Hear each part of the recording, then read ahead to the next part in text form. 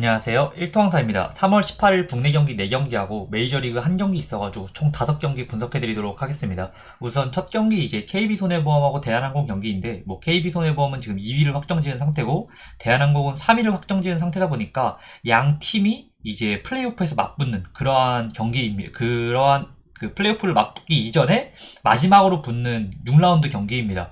최근 분위기로 따지면은 KB손해보험 같은 경우에는 3연승을 기록 중이고, 직전 경기 나경복이 결장했음에도 불구하고 삼각편대가 고른 활약을 해주면서 중앙에서도 잘 공격이 이루어지면서 상대를 압도하는 모습을 보였었고, 대한항공 같은 경우에는 지금 4연패를 기록 중인 그러한 상태인데, 러셀이 어쨌든 직전 경기 이제 대한항공에 합류하면서 2세트까지 출전하긴 했지만 그 이후부터는 이제 러셀이 출전하지 않았고, 곽승석이 풀세트 치르긴 했지만 혼자 조금 고군분투하는 그러한 경기다 보니까 이기기가 조금 힘든 모습을 보였었고, 어쨌든 지금 양 팀이 어떠한 전략으로 나올지가 가장 중요한데, 아폰소 감독 같은 경우에는 제가 생각했을 때에는 로테이션을 돌릴 생각이 크게 없어 보입니다. 직전 경기는 이제 나경복이 부상으로 인해서 한 경기 휴식을 부여한 느낌이고, 이번 경기에서 나경복마저 복귀한다? 그러면서 이제 KB손해보험은 풀 전력으로 임할 가능성이 굉장히 높다라고 저는 생각을 합니다. 그리고 직전 경기에서 조금 이 KB손해보험이 이전과 조금 다른 패턴을 가져갔던 게, 리시브가 흔들린 상황에서 의도적으로 야쿠브에게 올려주는 볼들이 많았습니다. 원래 오픈 공격을 할 때 야쿠브이 물론 오픈 공격을 잘 때리는 선수는 맞지만은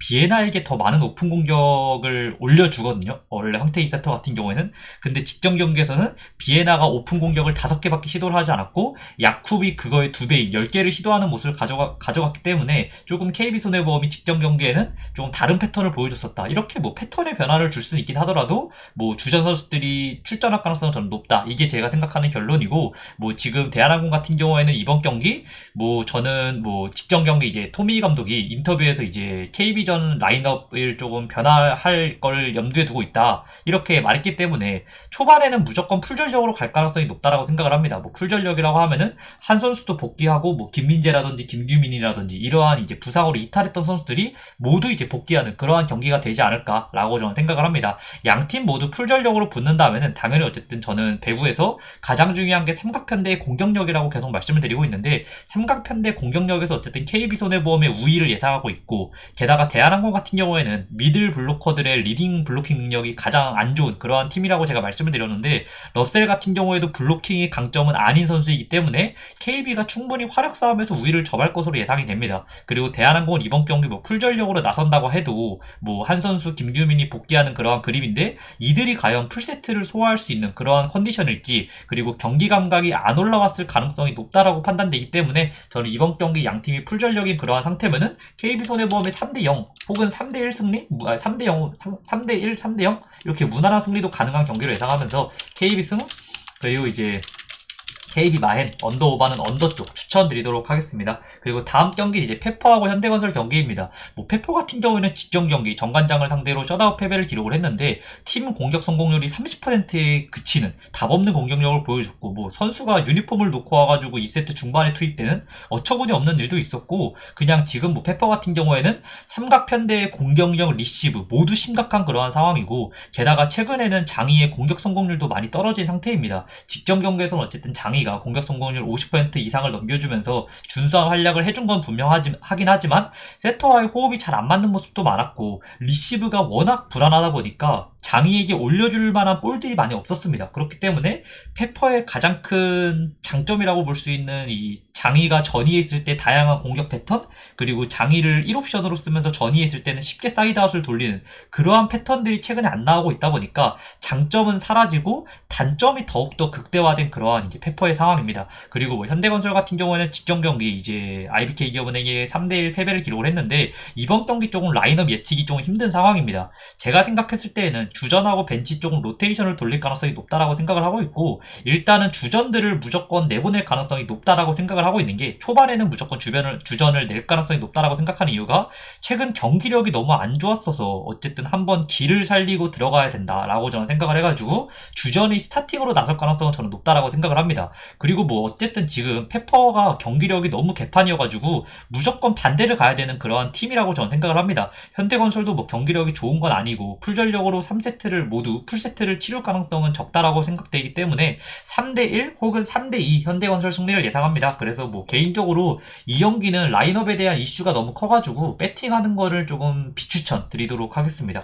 라인업 예측이 너무 힘든 경기다라고 생각을 해가지고 어쨌든 결론은 현건승, 그리고 이제 현건 마햄, 그리고 언더오반 오버 쪽 추천드리도록 하겠습니다. 그리고 다음 경기는 이제 모비스하고 KCC 경기입니다. 지금 뭐 모비스 같은 경우는 2연패를 기록 중이고 양 팀이 어쨌든 리벤지 매치 하루 휴식 후 경기를 치르는 그런 상황인데, 직전 경기에서 이제 모비스가 KCC에게 26점 차 대패를 기록을 했습니다.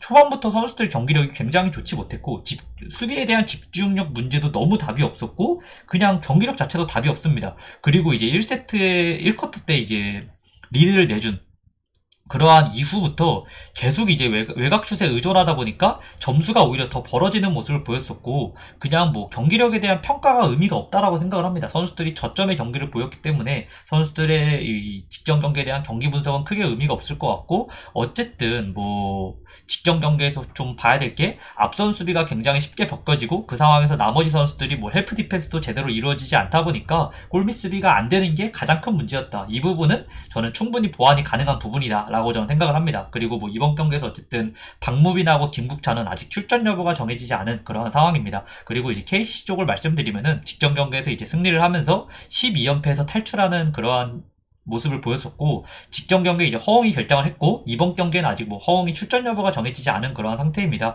상대의 수비 집중력, 낮은 수비 집중력을 이승현이 잘 활용하는 모습을 보였었고, 이승현 같은 경우에는 어쨌든 슈터치가 좋은 빅맨이거든요. 그 미드레인지 슛 정확도가 국내 선수들 중에서는 거의 탑급에 있을 정도로 이 매치업 상대와 조금만 거리가 벌어져도 충분히 미드레인지로 올라갈 수 있는데, 이 부분은 어쨌든 잘 활용하는 모습을 보였었고, 양 팀이 모두 최근에 3점 슛감이 굉장히 좋지 못하기 때문에 직전 경기 KCC 같은 경우에는 102득점을 기록했음에도 불구하고 3점 성공은 단 2개에 그치는, 여전히 3점 야투감은 안 올라온 모습을 보여주고 있습니다. 그렇기 때문에 어느 팀이 인사이드 공략을 잘 하느냐, 이거에 제가 봤을 때는 승패가 달린 경기다라고 저는 생각을 합니다.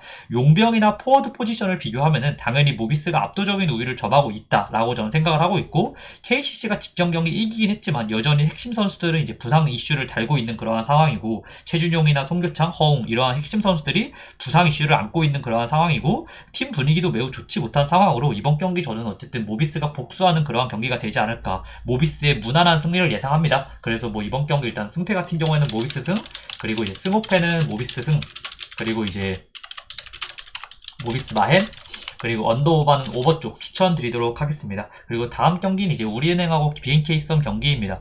직전 경기 이제 우리은행하고 BNK 썸의 1차전 경기였는데, 이때 이제 6점 차 대역전극을 이제 BNK 썸이 기록을 했는데, 우리은행이 초반에 좋았던 슛감이 후반 되면서 완전히 사그라들면서 이제 3쿼터 때까지 두 자릿수 차 리드를 완전히 그냥 잃어버리는 그러한 최악의 경기를 펼쳤습니다. 팀 3점 성공률이 17%를 기록할 정도로 3점 슛감이 굉장히 좋지 못했고, 뭐 플레이오프 시작한 이래 계속 지금 이제 뭐 KB 스타즈 경기 때부터 여전히 계속 이제 슛감이 좋지 못한 우리은행의 그런 상황입니다. 그렇다 보니까 당연히 원래 이제 김단비에 대한 의존도가 높은 팀인데 외곽 슛에 지원도 안 되다 보니까 김단비에 대한 의존도가 이전에 비해 더 높아진 모습을 보여주고 있습니다.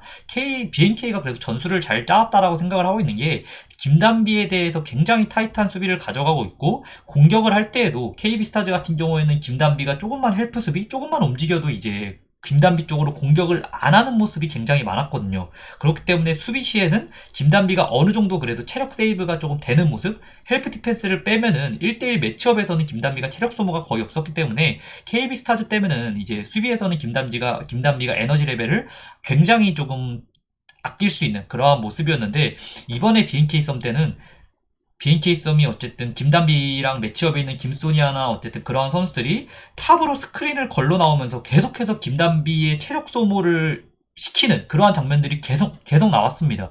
그렇기 때문에 어쨌든 BNK 썸의 전략도 굉장히 좋았다라고 생각을 하고 있고, 뭐 그리고 이제 KB와 다르게 BNK에서는 이소희가 빠른 발로 이제 김단비를 벗겨내는 장면도 초반에 한번 나왔었고, 그리고 이소희가 김단비 매치업에서 계속해서 이제 자신감 있는 모습을 조금 보여줬습니다. 그렇다 보니까 김단비도 계속해서 이제 이소희를 좀 견제하는 모습도 많았고, 그리고 리바운드 싸움에서 경합하는 과정에서 BNK썸은 이 김소니아하고 사키가 계속해서 이제 김단비를 견제하는 모습이 많다 보니까 지금 김단비는 공격에서도 체력 소모가 굉장히 심하고, 수비에서도 직전 플레이오프 KB스타전에 비해서 리바운드 경합 과정에서도 체력 소모가 굉장히 심하기 때문에 지칠 수밖에 없다는 그러한 지금 제가 생각하는 결론입니다. 뭐 지금 우리은행이 3점 슛감이 돌아오지 않는다면은 저는 시리즈 수익도 보이는 그러한 상황으로 이번 경기에도 저는 어쨌든 직전 경기 BNK 썸이 극적인 역전승도 따냈고 체력적인 부분에서도 시리즈를 거듭할수록 BNK 썸이 더 유리한 모습을 보여줄 것 같고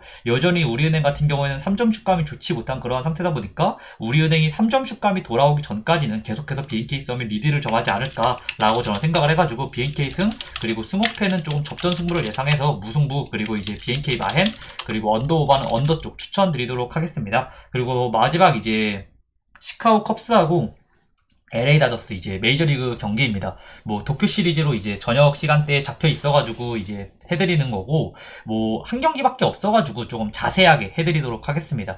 컵스 같은 경우에는 이제 작년에 83승 79패로 내셔널리그 중부 2위를 기록을 했습니다. 내셔널리그 중부에 있는 팀들이 전력 자체가 그렇게 좋지 못하기 때문에 5할 승률을 겨우 넘겼다? 이거는 조금 컵스가 조금 기대 이하의 성적을 기록했다라고 저는 좀 내릴 수 있고 작년에 이제 조금 문제가 타선의 기복도 조금 심각했고 그 다음에 이제 가장 큰 문제는 불펜의 굉장히 퀄리티 낮은 자원 이게 가장 큰 문제였다라고 생각을 합니다. 당연히 이 두 부분 타선에 대한 조금 보완 그리고 불펜에 대한 보완이 조금 이루어지긴 했습니다. 이 오프 시즌에 터커를 영입하면서 이제 타선의 베테랑 선수를 영입하는 모습 그리고 이제 불펜의 필승조로 프레슬리하고 이제 브레이저를 영입했기 때문에 오프 시즌의 전력은 강화됐다라고 조금 내릴 수가 있고 결론을 문제는 필승조로 데려온 두 명 프레슬리하고 브레이저가 불안 요소가 어쨌든 크다는 부분입니다. 일단 두 선수 나이가 30 중반이 넘어가는 나이다 보니까 기본적으로 하락세를 걸을 수밖에 없다라고 판단되고 있고 프레슬리의 경우 재작년부터 이제 구속의 저하로 인해서 피안타율이 급증하면서 이제 당연히 이제 피안타율이 급증하다 보니까 방어율도 급증했고 FIP라고 불리는 이제 그 수비 무관 방어율 이것도 당연히 올라갔고 WAHIP 이제 1인당 출루 허용률도 올라가다 보니까 모든 지표가 좋지 못한 그러한 프레슬리입니다. 그리고 이제 또 브레이저 같은 경우에는 구속에 대한 문제보다는 시즌별 기복이 상당히 심하다는 문제점을 갖고 있습니다. 이 선수 특성 자체가 한 시즌은 바짝 잘했다가 또 다음 시즌은 갑자기 망하고 이런 경우가 굉장히 크거든요. 이러한 잔점들을 갖고 있는 두 선수를 영입했기 때문에 이 선수가 어떠한 안정감을 보여주냐에 따라서 컵스의 성적이 조금 달려있다라고 좀 생각을 하고 있습니다. 그리고 이제 다저스 쪽 말씀을 드리면은 우선 작년에 양키스를 꺾고 월드 시리즈를 우승한 그러한 팀입니다. 이번 오프 시즌에 이제 스넬, 이제 스캇, 그 다음에 예이츠, 콤포토, 사사키 대거 이제 좀 S급 선수들을 영입한 거거든요. 어쨌든 스넬이나 스캇 같은 경우에는 확실히 S급이고 뭐 예이치 같은 경우에는 뭐 A급 그다음 뭐 콤포토나 사스키 같은 경우에는 뭐 B에서 A급 정도 되는 거대한 선수들을 많이 영입했기 때문에 우승을 한 팀이 작년에 비해서도 더 전력이 좋아진 그러한 다저스입니다. 뭐 이번 경기에 대해서 조금 말씀드리면은 컵스 같은 경우에는 이제 이마나가가 선발 투수로 나서는데 작년에 29경기 등판에서 15승 3패 방어율 2.91을 기록을 했습니다. 기록 자체는 굉장히 좋았지만 문제가 강팀을 상대로는 약한 모습을 보였다는 부분입니다. 물론 다저스 상대로는 2경기 등판에서 1승 방어율 2.45로 매우 좋은 기록을 갖고 있긴 했지만 3실점이 모두 솔로 홈런이었기 때문에 어느 정도 운이 따랐다고 생각을 합니다. 이 홈런을 맞았을 때 주자를 한두 명이라도 쌓고 맞은 그러한 상황이었다면은 방어율이 어쨌든 기하급수적으로 올라갈 수 있는 그러한 상태고 그리고 무엇보다도 아까 말씀드렸다시피 5할 승률 이상 팀을 상대로는 이 이마나가 대체적으로 다 방어율이 좀 좋지 못했습니다. 방어율뿐만 아니라 뭐 WHIP 그 다음에 뭐 FIP 이러한 세부 지표들이 전부 다 좋지 못했습니다. 5할 승률 이상인 팀으로. 그렇기 때문에 조금 강팀 이번에 어쨌든 다저스 같은 경우에는 우승 후보의 전력을 갖춘 팀이기 때문에 이번에도 또 이마나가가 좀 고전하지 않을까라고 저는 생각을 합니다. 게다가 작년에 홈보다 원정에서 더 불안한 모습을 보였다는 부분까지 감안을 하면은 저는 이번 경기 이마나가가 좀 고전할 가능성에 초점을 맞추고 접근할 계획입니다. 그리고 다저스는 야마모토가 선발 투수로 나서는데 작년에 이제 22경기 9승 2패 방어율 3.23을 기록을 했습니다. 컵스를 상대로 2경기 1승 방어율 이제 1점을 기록을 했기 때문에 기록 자체는 굉장히 좋습니다. 그리고 무엇보다도 컵스 상대로 저는 투구 내용이 굉장히 좋았다라고 생각을 하고 있어가지고 선발만 비교했을 때에는 저는 이마나가보다는 야마모토 쪽에 좀 더 유리하지 않을까라고 생각을 합니다. 문제는 야마모토도 불안 요소가 있는 게 어쨌든 작년 월드 시리즈까지 치른 선수이기 때문에 시즌 초반에 컨디션 관리에 조금 의문을 가질 수밖에 없는 그러한 상황입니다. 양 선발이 뭐 이마나가도 그렇고 야마모토도 따졌을 때 1선발이라고 보기는 어려운 투수입니다. 뭐 다저스 같은 경우에는 지금 사실상 스넬이 1선발인 거지 야마모토가 1선발은 절대 아니라고 생각을 하거든요. 다만 이 도쿄 시리즈 이러한 이 특성 때문에 일본에서 열리는 이러한 특성 때문에 야마모토가 1선발로 나서는 거지 실력으로만 따지면은 1선발감은 아니다. 그리고 이마나가는 뭐 지금 컵스에서는 확실한 S급 선발이 아예 없거든요. 그렇기 때문에 1선발로 나서는 거지 이마나가도 절대 1선발 깜냥의 투수는 아니다. 그렇기 때문에 저는 이번 경기 양 선발이 조금 불안한 출발을 해도 전혀 이상하지 않은 그러한 상황이다라고 생각을 하고 있고, 그 다음에 조금 불펜을 좀 봐야 되는 게 아까 말씀드렸다시피 컵스가 오프 시즌에 필승조로 불펜 2명을 영입을 했는데 이 2명 모두 다 불안 요소가 있다는 부분, 게다가 지금 다저스 같은 경우에는 상위 타선으로 아무래도 이제 배치가 빠지게 되는 전력 누수가 있긴 하지만 뭐 오타니가 1번, 프리먼이 3번, 4번이 맥시 이렇게 맥스번시 이렇게 나설 것 같은데 이 세 명의 공통점이 이제 우한에게 강점이 있다는 부분입니다.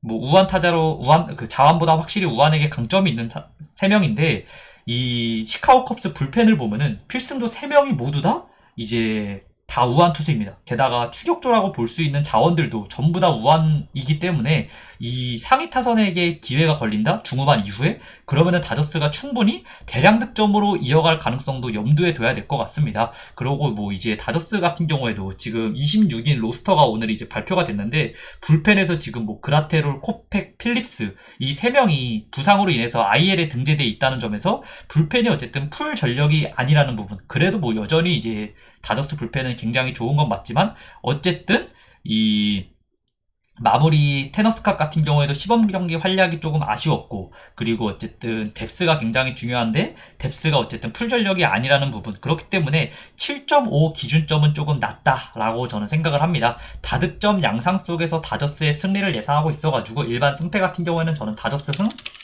그리고 이제 승 1패는 패스, 그리고 2.5 핸디는 이제 컵스 프렌 쪽 보도록 하겠습니다. 그리고 이제 마지막으로 언더 오바는 오버 쪽 보도록 하겠습니다. 네, 오늘도 봐주셔서 너무 감사드리고 구독과 좋아요도 부탁드리겠습니다. 감사합니다.